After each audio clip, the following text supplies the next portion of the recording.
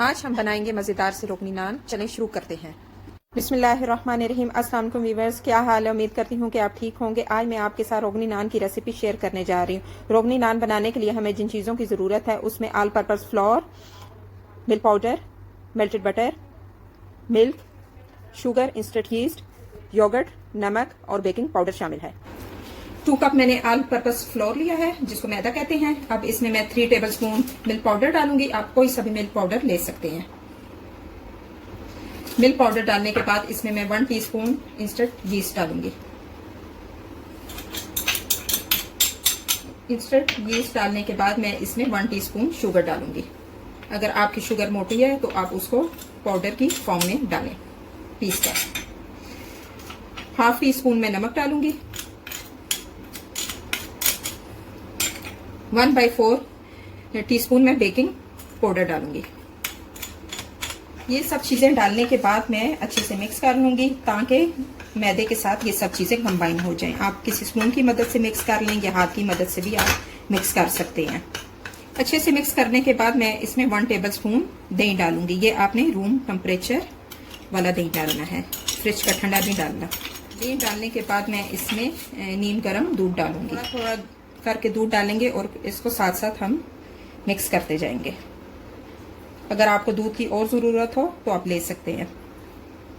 जब अच्छी तरह मिक्स हो जाएगा तो फिर हम इसको 2 मिनट के लिए गूंदेंगे। ये मैंने 1/2 कप दूध लिया था और इसको मैंने नीम गर्म कर लिया था। थोड़ा थोड़ा दूध डालकर आपने इसको मिक्स करते जाना है। इसमें हमने टोटल 3/4 कप डाला है और इसको अच्छे से मिक्स कर लिया है। अब हम इसको 2 मिनट तक गूंद लेंगे। आपने थोड़ा सा हाथ पे ऑयल लगाना है ताकि आटा जो है वो आपके हाथ के साथ ना चिपके। ऐसे पूरे हाथ पे आपने लगा लेना है। अब हम इसको 2 मिनट तक गूंद लेंगे। 2 मिनट तक गूंदने के बाद हम इसमें बटर डालेंगे। 2 मिनट तक हमने इसको अच्छे से गूंद लिया है। अब हम इसमें मक्खन ऐड करेंगे जो कि मैंने 1 टेबल स्पून लिया था और इसको मैंने मेल्ट कर लिया था। मक्खन डालने के बाद हम इसको 10 मिनट तक गूंद लेंगे। जितना आप अच्छा गूंदेंगे उतनी ही हमारी अच्छी डो तैयार होगी और जल्दी राइस भी हो जाएगी। 10 मिनट के लिए मैंने आटे को अच्छी तरह से गूंद दिया है और इस दौरान मैंने 3-4 दफा अपने हाथों पर ऑयल लगाया है। ऑयल लगाने की वजह यह है कि इससे आपकी जो डो है वो अच्छी बनेगी।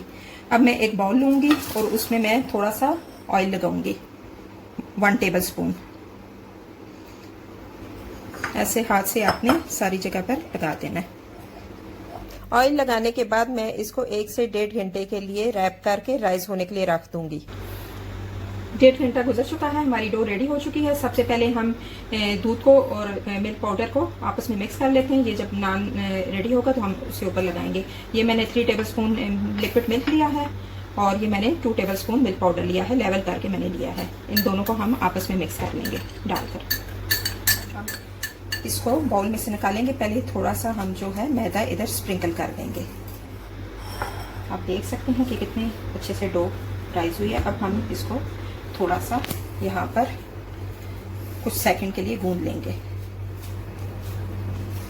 अब आप इसको हाथ से थोड़ा सा लंबा कर लें ऐसे। फिर हम इसकी कटिंग करके इसके बॉल्स बना लेंगे। कटिंग करने के बाद हम इसकी बॉल्स बना लेंगे। इनको आप साइड पे रखते हैं और थोड़ा सा आप इधर मैदा छिड़क दें। पहले मैं इसका पेड़ा बना लूंगी। पेड़ा बनाने के बाद फिर आपने इसको ऐसे ऊपर से प्रेस करना है हाथ से। पहले एक तरफ से प्रेस करना है, फिर आपने दूसरी तरफ से इसको प्रेस करना है साइड चेंज करके।